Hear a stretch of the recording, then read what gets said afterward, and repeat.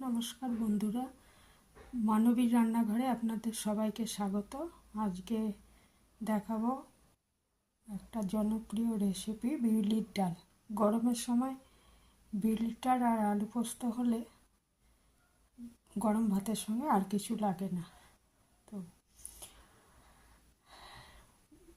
আসুন দেখে নিই যে বিউলির ডালটা কীভাবে বানাই আমি বাড়িতে। আর রেসিপিটা পছন্দ হলে লাইক আর কমেন্ট আর শেয়ার করবেন, আর আমার চ্যানেলটা সাবস্ক্রাইব করবেন। ধন্যবাদ। এখানে 150 গ্রাম বিউলির ডাল নিয়ে নিয়েছি, ভালো করে ধুয়ে, আর এটাকে জলে ভিজিয়ে রেখেছি 4 ঘন্টা মতো।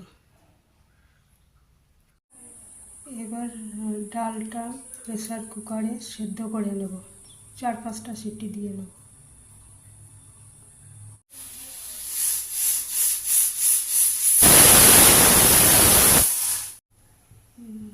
ডালটা সেদ্ধ হয়ে গেছে।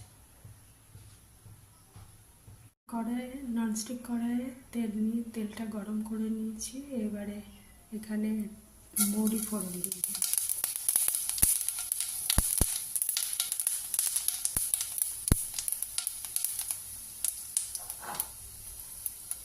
এরপর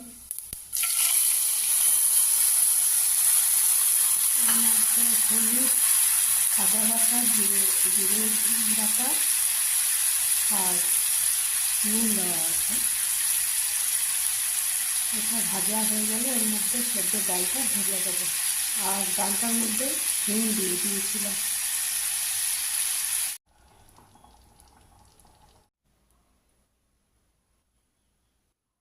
বিউলির ডাল খাওয়ার জন্য রেডি।